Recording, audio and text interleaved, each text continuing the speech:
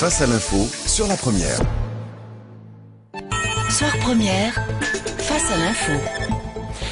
15 Palestiniens tués aujourd'hui à Gaza, 3 du côté israélien. Ce regain de tension entre bande de Gaza et Israël, Edika Colbert, s'inscrit visiblement dans un cadre de violence qui atteint toute la région.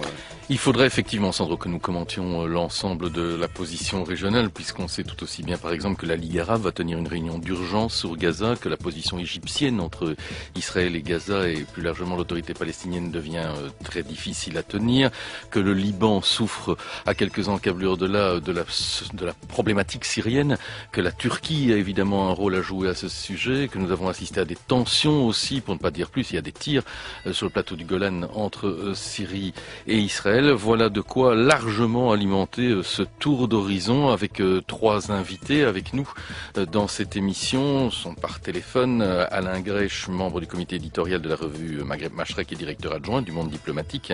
Avec nous également Senci Saktar, spécialiste des questions européennes, professeur à l'université Bahçeşehir à Istanbul en Turquie. Avec nous dans quelques instants Emmanuel Navon, professeur de sciences politiques à l'université de Tel Aviv. On le surnomme parfois la nouvelle voix d'Israël. Il est candidat en tout cas l'an prochain en 2013 au Parlement israélien à la Knesset, donc sur les listes du Likoud, le parti de l'actuel Premier ministre Benjamin Netanyahou. Alain Grech, est-ce que la menace d'une réplique de plomb durci est prise au sérieux et qu'en pense-t-on du côté de l'autorité palestinienne? J'entends de monsieur Abbas qui en appelait encore il y a quelques jours à la reconnaissance de l'État palestinien et en appelait à monsieur Obama en disant vous serez le dernier président américain d'une solution possible à 2 États.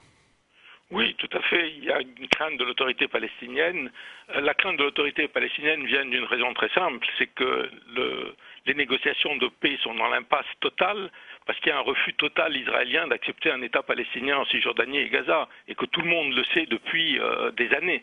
Donc l'autorité palestinienne qui a mis tout son crédit en faveur de cette solution voit son influence diminuer parce qu'elle est incapable de répondre à ces questions. Mais je voudrais rajouter une chose sur quand même qui est menacé aujourd'hui et qui subit les morts. Entre la fin de l'opération plomb durci et cette escalade, il y a eu 271 Palestiniens tués, dont 30 mineurs et 4 Israéliens.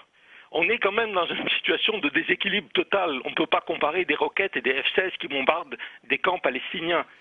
Et ce qui est assez drôle d'ailleurs, si on peut dire, parce que la situation ne l'est pas, c'est que un journaliste israélien, Alouf Ben, faisait remarquer ce matin que le responsable du Hamas, qui a été tué par les Israéliens, était celui qui depuis 5 ans imposait la trêve entre Israël et Gaza, qu'il imposait aux groupes palestiniens les plus extrémistes qui refusaient cette trêve, et qu'en le tuant, on rend plus difficile encore toute solution pacifique et toute trêve, tout en sachant qu'aucune trêve ne peut être durable tant qu'il n'y a pas de solution politique.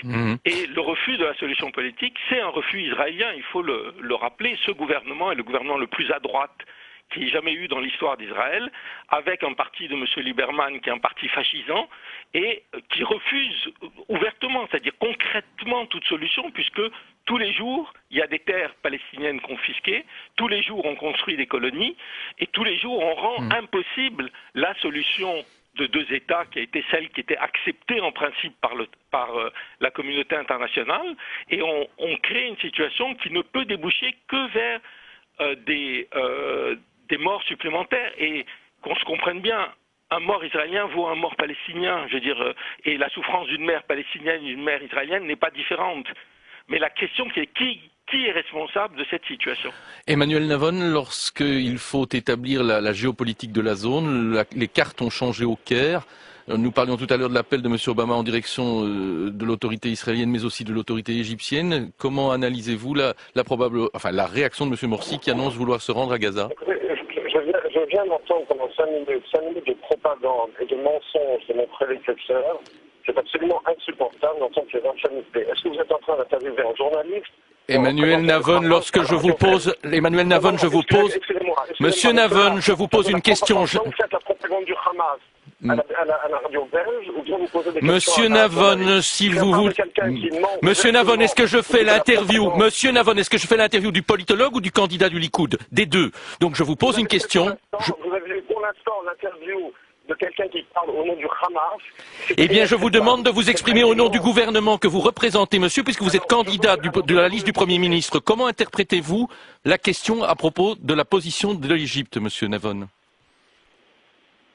Écoutez, je ne peux pas ne pas réagir à ce qui a été dit avant moi. Monsieur Navon, si vous ne répondez pas à nos questions, je ne vois pas l'intérêt de poursuivre cet entretien avec vous non plus. Eh bien, moi, je ne vois pas l'intérêt de répondre à des questions dans une radio belge où on fait de la propagande. Parfait, monsieur Navon. Je vous remercie d'avoir défendu ici avec courtoisie. Je vous remercie de défendre avec courtoisie. Les auditeurs ne manqueront pas d'apprécier particulièrement le fait que depuis des années, nous vous recevons à cette antenne, monsieur Navon, et que vous venez de nous traiter de radio de propagande, alors que dès le départ, je vous pose des questions sur la gestion politique. Mais il appartient à votre responsabilité de candidat politique de ne pas oublier ce que vous venez de dire publiquement sur cette antenne. Votre propagande, monsieur, ce n'est pas Je vous remercie, monsieur. Nous nous quittons sur